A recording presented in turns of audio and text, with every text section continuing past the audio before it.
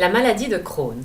Dans cette vidéo, je vais vous expliquer comment vous pouvez améliorer la situation, réduire l'inflammation et parfois aussi entrer en rémission symptomatique en choisissant une alimentation adaptée en plus de votre traitement médical.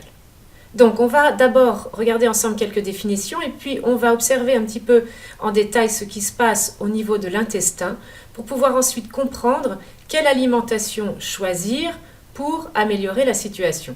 Alors allons-y. Alors la maladie de Crohn, tout d'abord, est une maladie inflammatoire chronique de l'intestin, tout comme la rectocolite hémorragique. Elle évolue par poussée, dont la fréquence, la durée et la sévérité sont variables. Elles sont variables selon le cas, selon la personne.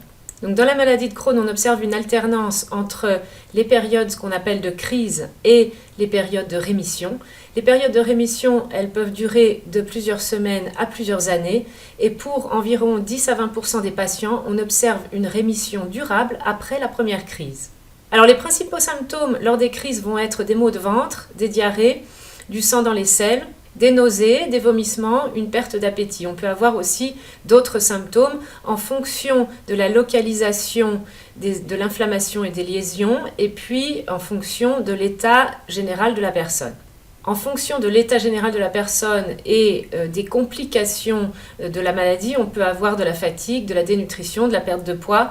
En fait, on peut avoir de nombreux symptômes. La maladie de Crohn est très complexe parce que, on va le voir maintenant, elle peut toucher des zones très différentes de l'intestin et elle peut avoir une sévérité très variable.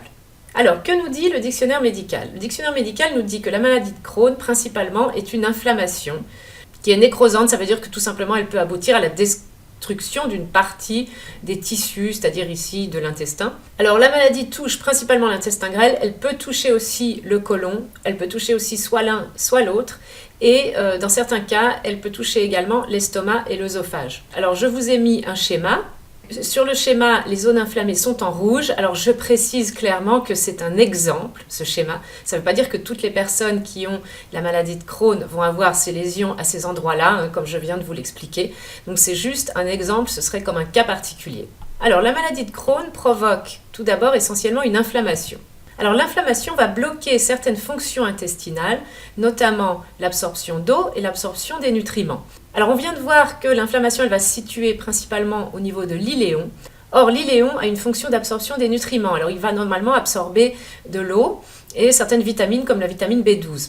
Voilà, donc quand on a une inflammation, qu'est-ce qui va se passer ? L'eau ne va pas être absorbée, on va avoir une accumulation de fluide. Qui dit accumulation de fluide va dire diarrhée. Qui dit diarrhée dit perte de fluide justement et de nutriments. Et donc, comme conséquence, on peut avoir une déshydratation, une malnutrition et toutes les complications associées. Alors ça, ce sont les conséquences principales de l'inflammation. Alors, avec la maladie de Crohn, on va observer également un épaississement du tube digestif et des lésions qui vont parfois conduire à une diminution de la surface intestinale et donc à une malabsorption des nutriments. On va avoir également une prolifération bactérienne, c'est-à-dire que les bactéries vont proliférer à l'intérieur du côlon et ou du grêle, et ceci va aboutir à un déséquilibre de la flore intestinale, qui est encore appelé le microbiote. Alors, vous avez d'une part le traitement médical, et maintenant je vais vous parler d'alimentation. Maintenant qu'on a compris ce qui se passe dans l'intestin, vous allez comprendre pourquoi on va choisir une alimentation et pas une autre. Alors, que manger quand on a une maladie de Crohn ? L'alimentation, elle va devoir nous aider à faire 4 choses différentes. Alors, tout d'abord, réduire l'inflammation.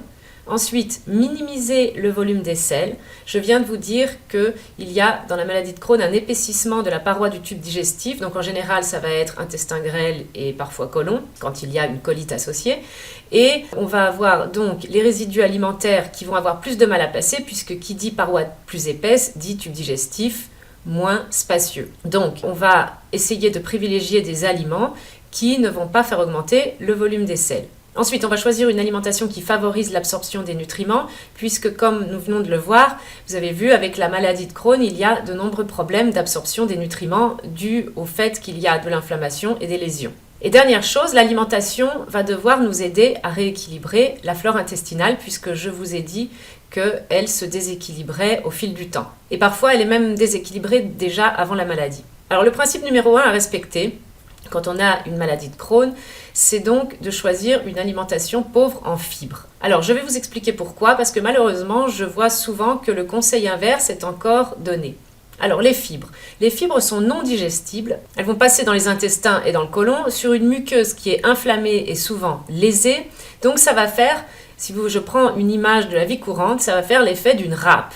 Vous imaginez les fibres non digestibles qui vont faire un effet râpe à l'intestin quand elles vont passer. Donc, ça va vous causer des douleurs. Plus il y en a, plus vous aurez des douleurs et moins l'inflammation et les lésions vont s'améliorer. Alors, deuxième point, les fibres vont augmenter le volume et la taille des selles. Donc, comme la paroi est plus épaisse et l'espace est réduit, ça va souvent être un problème et ça va souvent provoquer des douleurs. Et troisième point, les fibres sont, je vous l'ai dit, non digestibles. Donc, qu'est-ce qu'elles deviennent? Elles sont fermentées par des bactéries. Ces bactéries, elles produisent deux choses. Elles produisent d'abord des gaz. Donc, qui dit gaz dit pression, parce que je vous rappelle que la paroi est inflammée et les gaz ne vont pas pouvoir être absorbés. Donc, il va se créer une pression, des ballonnements et des douleurs. Et ensuite, elles produisent, ces bactéries, des acides gras à chaîne courte qui, comme leur nom l'indique, sont acides. Donc si vous avez des ulcérations et d'autres types de lésions, on va avoir de l'acidité sur ces lésions et on va à nouveau avoir des douleurs et on peut avoir également des saignements.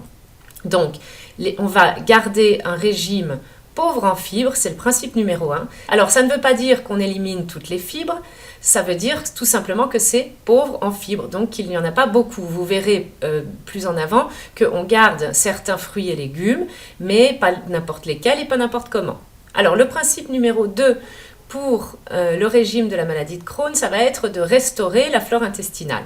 Alors là, on va choisir une alimentation adaptée sur la durée nécessaire avec la quantité suffisante de prébiotiques et de probiotiques, de préférence naturelle.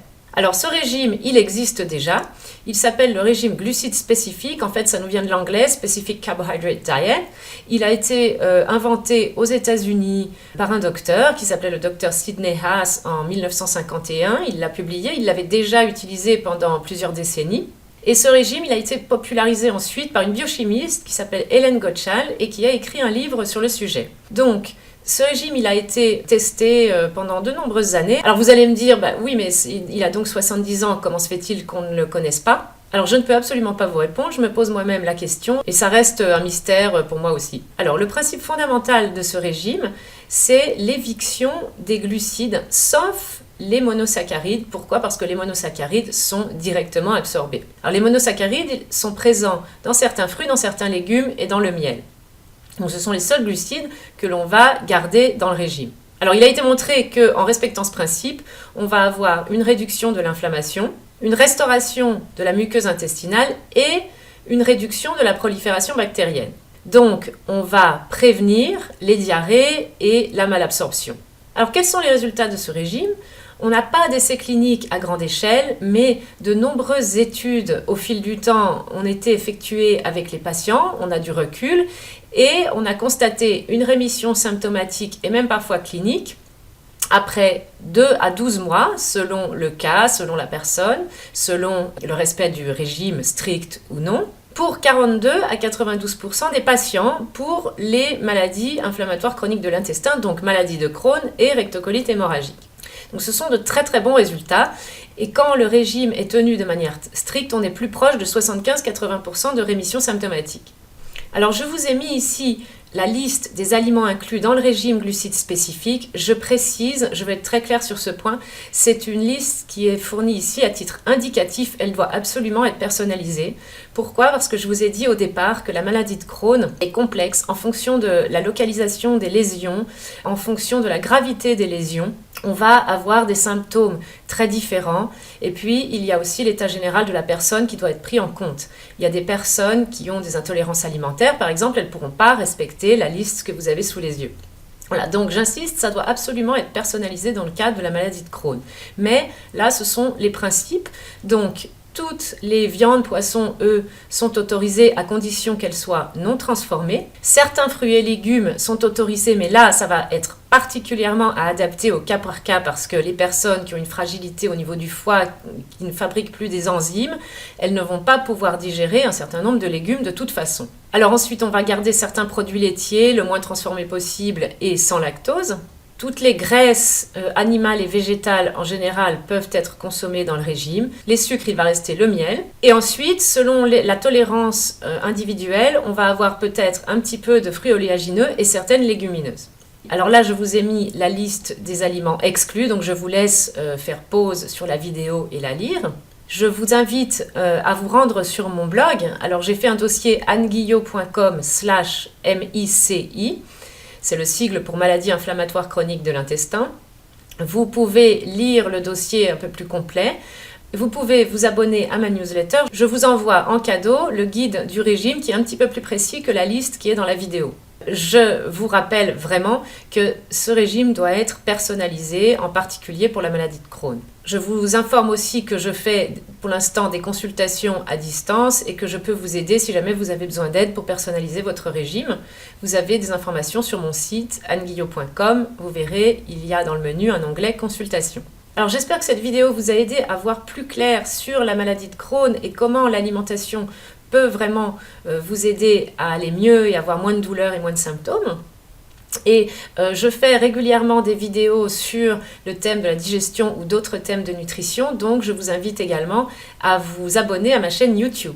Je vous remercie et je vous dis à bientôt.